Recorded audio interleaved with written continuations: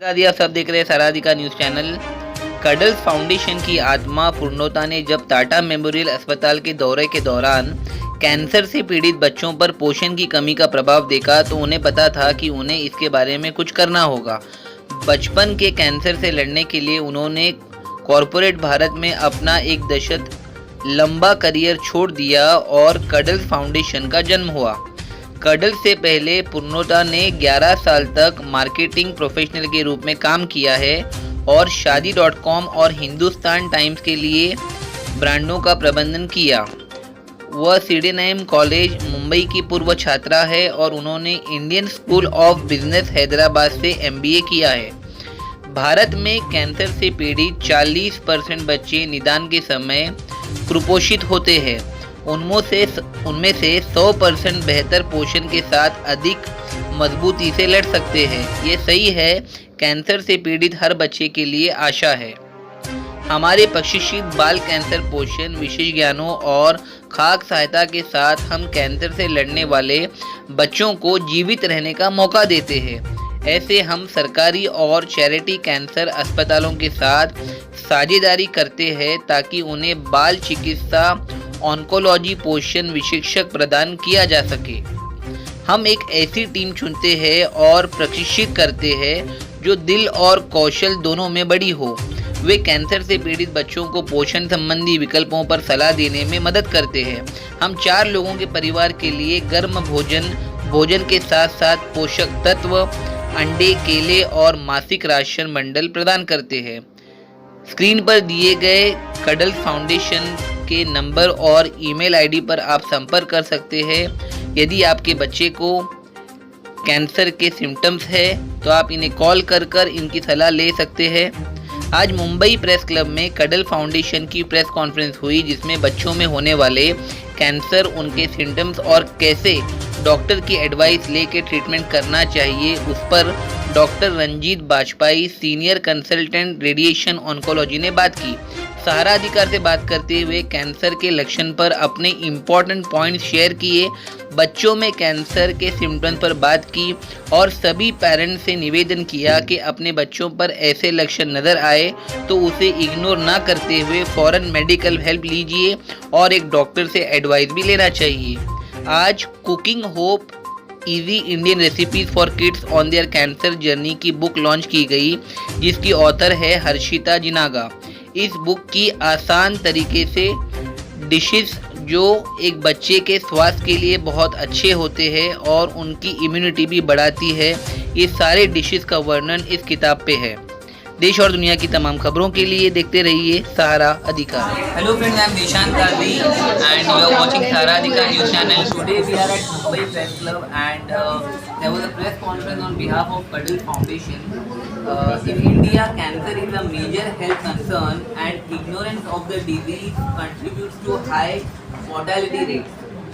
Many people in India are unaware of cancer and its risk factors. This ignorance fuels myths and misconceptions which can lead to delay in diagnosis and treatment. Cancer is often associated with stigma which can make it difficult to get people to seek help. People may conceal a cancer diagnosis for fear of social isolation, gossip or verbal abuse. Men in India often ignore early symptoms of cancer, attributing them to environmental or food factors.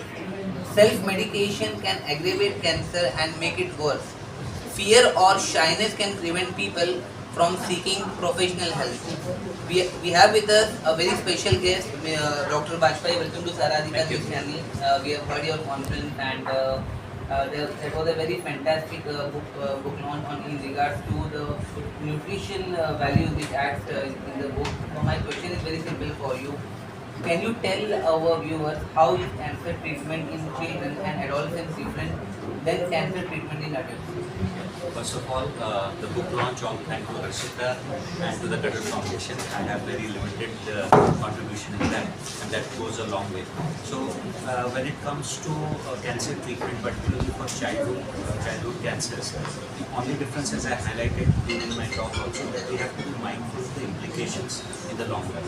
So, last 10 years or so, there has been significant improvement in terms of the protocols which are there for childhood cancers. So, हम लोग ये कोशिश करते हैं कि बच्चों को कम से कम ट्रीटमेंट को दिया जाए, जिससे कि हम जानते हैं कि जब उनके आउटकम या बीमारी से बाहर ठीक होने की क्षमता ज़्यादा रहेगी, तो 80% से ज़्यादा यदि क्योर रेट्स हैं। तो पहला मकसद तो ये है कि जो हम बाकी के देशों में हमारे यहाँ पहले सुविधाएँ उपलब्ध नहीं, खास करके वो एक्सपर्ट्स जो बच्चों के इलाज को ठीक से कर सकें, अभी वो इंफ्रास्ट्रक्चर और मैन पावर दोनों ही चीज़ों पर गवर्नमेंट ने फोकस किया है। उसकी वजह से ये सब बेहतर हो गया है। हम चाहते हैं कि हमारे भी नतीजे, जैसे कि एडल्ट पॉपुलेशन में हम हमारे कैंसर के आउटकम की रिजल्ट ट्रीटमेंट में लगभग वही हैं जो दुनिया में किसी भी अच्छे सेंटर में होते हैं। उसी तरीके से हमारा प्रयास पिछले 10 सालों में भारत में गवर्नमेंट की तरफ से और प्राइवेट सेक्टर में, जैसे अभी उन्होंने हाईलाइट भी किया था कि मरीज़ ज़्यादा से ज़्यादा जिए, और फिर जब यदि वो 80% का रेट, जहाँ पर अधिकतर मरीज़ बीमारी से ठीक हो जाए, तो उनके जीवन में जो चाहे ग्रोथ से रिलेटेड इशू हो या बीमारी या ट्रीटमेंट की वजह से जो भी साइड इफ़ेक्ट्स हैं वो कम से कम असर दें, ताकि वो अपना जीवन जितना सामान्य हो सके उतना जी सके। तो ये मुख्य चेंज हुआ है पिछले 10 सालों में। उसकी वजह से हम ये कह सकते हैं कि हम कोशिश करते हैं कि ये बच्चे लंबे समय में, खास करके उनका न्यूट्रिशन यदि प्रॉपर रहे, तो वो अपने फुल पोटेंशियल तक पहुँच सकें। Sir, I have one more question for you. Do children have better survival rates than adults if they are diagnosed with cancer? So if diagnosed early, even for adults, I would like to highlight the cure rates are in excess of 90%. Breast disease हो, head neck disease है जो हमारे देश में सबसे common है, आज भी यदि वो जल्दी पकड़ में आता है तो उनका रिजल्ट आउटकम 90% है, उससे ज़्यादा है। पर इन जिन केसेस में जब वो फैल जाते हैं, बढ़ जाते हैं, कई बच्चों में हम लोकली एडवांस डिसीज भी देखते हैं, उसके बावजूद भी उसका इनहेरेंट नेचर ऐसा होता है कि उसमें 80% या उससे ज़्यादा यदि सही इलाज सही समय पर मिल जाए तो बेहतर हो सकता है। तो एक तरीके से मैं बोल सकता हूँ कि दोनों का इडियोलॉजी, दोनों का होने के कारण चूँकि अलग होते हैं, और वो ट्रीटमेंट हम जिस तरीके से देते हैं उसमें थोड़ा फर्क होता है। पर मैं ऐसा नहीं समझता कि बच्चों के, एक चीज़ ये होती है कि जितना यंग पॉपुलेशन होता है उनका इस बीमारी से और उसके ट्रीटमेंट के साइड इफेक्ट से उभरना आसान होता है, तो उस वजह से उनके अंदर आउटकम बेहतर हो सकते हैं यदि हम उनके साइड इफेक्ट्स और बीमारी से होने वाले असर को कम रख सकते हैं।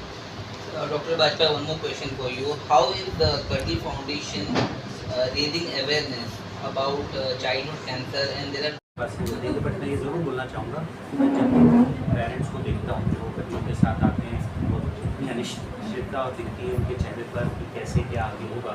और एक्चुअली कई आजकल ऐसे होते हैं न्यूज़ या फैमिली जिनका एक ही बच्चा होता है, तो ये और भी कठिन होता है। मेरा ऐसा मानना है कडल फाउंडेशन और हर्षिता ने जैसे हाईलाइट किया, ये बहुत महत्वपूर्ण, छोटे भले स्टेप्स हों पर बहुत महत्वपूर्ण है।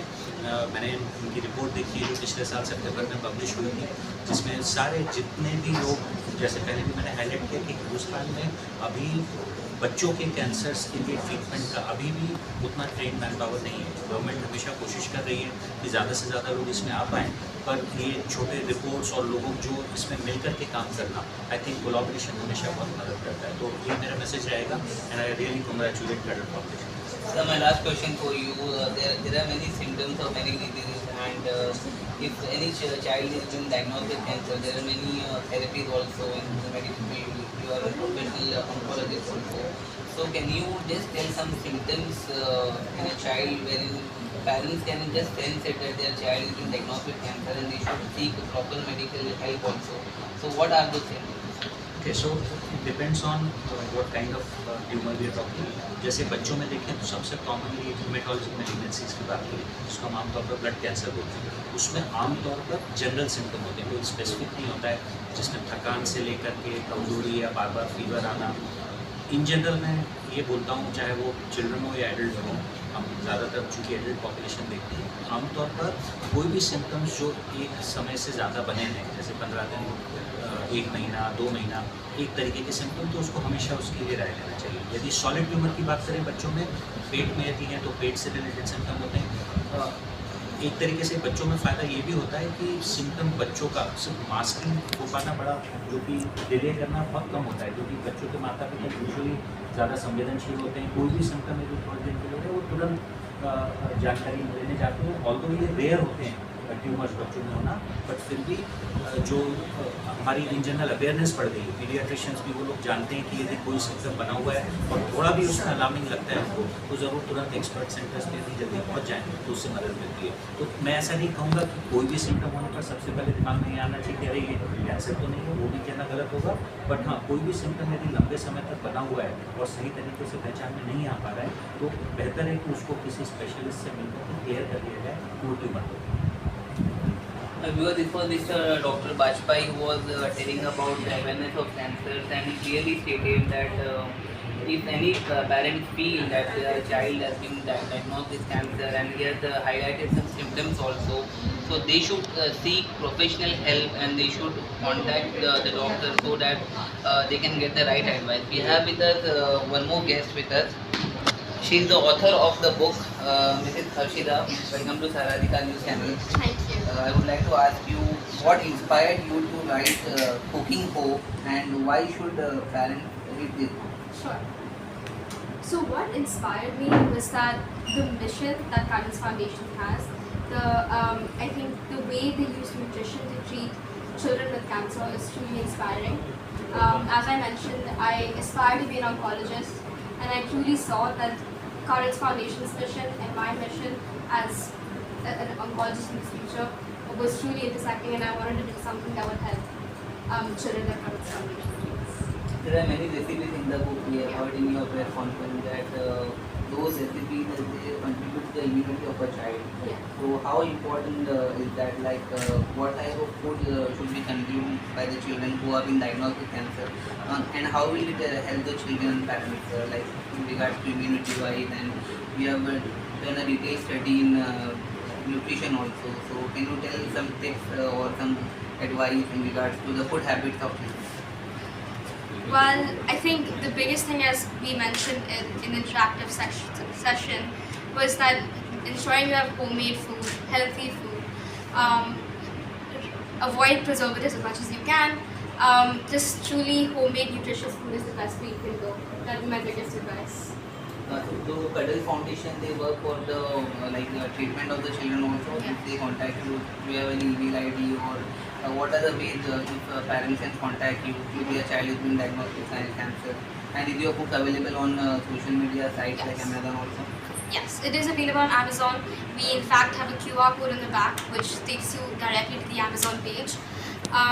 My personal information would, if you would like it, is my email address, which is harshitjanaga@gmail.com. However, if you are dealing with cancer, I would recommend going to a doctor. I am a student right now. I'm currently in college, and this is just a way for me to sort of explore a field that I'm looking forward to get into, and just create something that I'm passionate about. Thank you very much. So my viewers, this was Mr. Bajpai, Dr. Bajpai, who was speaking with Saradhika News Channel, and Mrs. Harshita, who has spoken about her book and the various recipes which are mentioned in the book can help a child in regards to his health and his immunity. To get all the updates regarding our news channel, please do keep watching Sahara Adhikar.